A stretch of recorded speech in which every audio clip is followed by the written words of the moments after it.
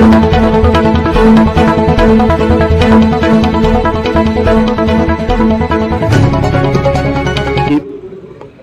हमारे लिए खुशी का विषय है कि हमारे राष्ट्रीय अध्यक्ष जेपी नड्डा जी अभी 3 बजे नगर निगम प्रांगण से एक रोड शो होगा और रोड शो के तहत वो इस शहर के विभिन्न मार्गों से जनता का अभिवादन स्वीकार करने के लिए आएंगे।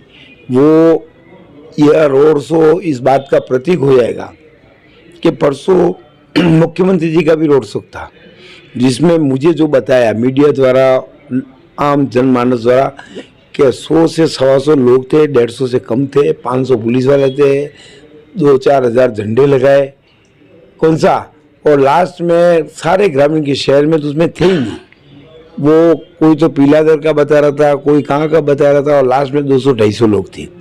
तो कांग्रेस की हार की कहानी वहीं से लिखी जा चुकी है। तो अब जमानत जब्त होने की दिशा की ओर बढ़ रही है कांग्रेस।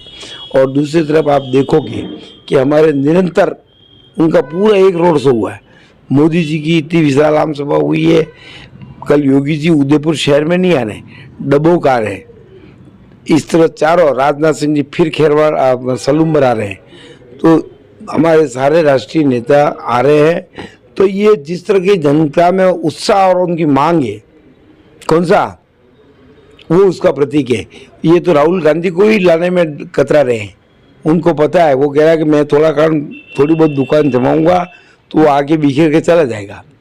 तो इसलिए न तो गौरव वल्लभ जी को मैं चुनौती देता हूँ कि एक बार आप अपने सबसे बड़े नेता जिसके बलबूते पर टिकट लाए हो उसी को ले आओ। आपने नाम नहीं लिया है, सामने प्रत्याशी जो आपके हैं, आपने अभी नाम बताए हैं, वो तो बार बार आपको चेतावनी देते हैं, चैलेंज करते हैं कि आप मेरे सामने आ जाए, आप मेरे सामने खड़े टिक नहीं सकते हैं। कभी भाई चलाते हैं, कभी कहते हैं प्रधानमंत्री मोदी को मेरे सामने लाए। तो उसका क्या जवाब है आपको? ऐसा है कि न तो प्रधानमंत्री मोदी जी के स्तर के वो हैं, वो बहस पार्लियामेंट के अंदर करते हैं।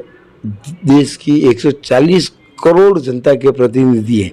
कई राष्ट्राध्यक्ष जो उनके पैर छूते हैं न, एक जो जमानत जब्त वाला प्रत्याशी ये कल्पना करें मोदी जी मेरे से बहस करें, तो उनको थोड़े दिन प्रैक्टिस करनी चाहिए। 1-2 बार जमानत बचाने के बाद एकाध विधानसभा का चुनाव, मतलब उनकी स्थिति है कि राष्ट्राध्यक्षों को मिलने के लिए भी कई दिन लगते हैं।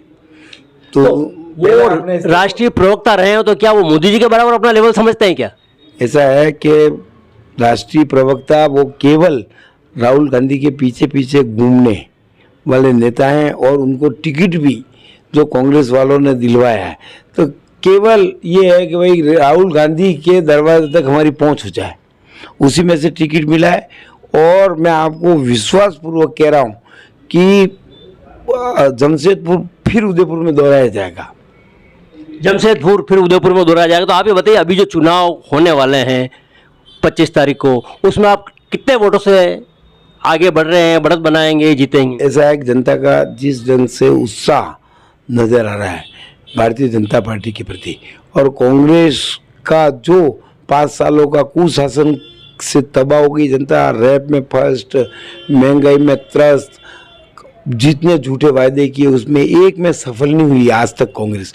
9 बार पेपर लीक हुए, 19,000 किसानों का कर्जा माफ हुआ है। चुनाव आयोग ने कांग्रेस से चाबी ले ली है।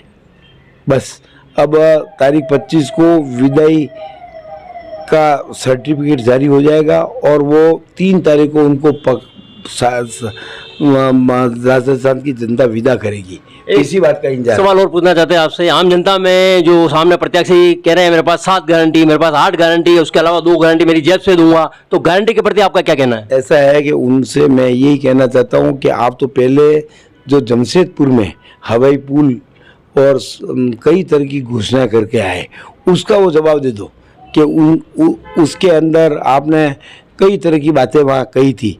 तो उसके बाद जमशेदपुर को भी जाकर जनता की सूझबूझ ली, इस बात का जवाब दे दो। तो आप उदयपुर की जनता जो किसी बहकावे में आती नहीं, आपको तो बाउंड्री मालूम नहीं है, उदयपुर की सीमांकन मालूम नहीं है, उदयपुर की संस्कृति मालूम नहीं है, उदयपुर का व्यक्ति आपके साथ नहीं है।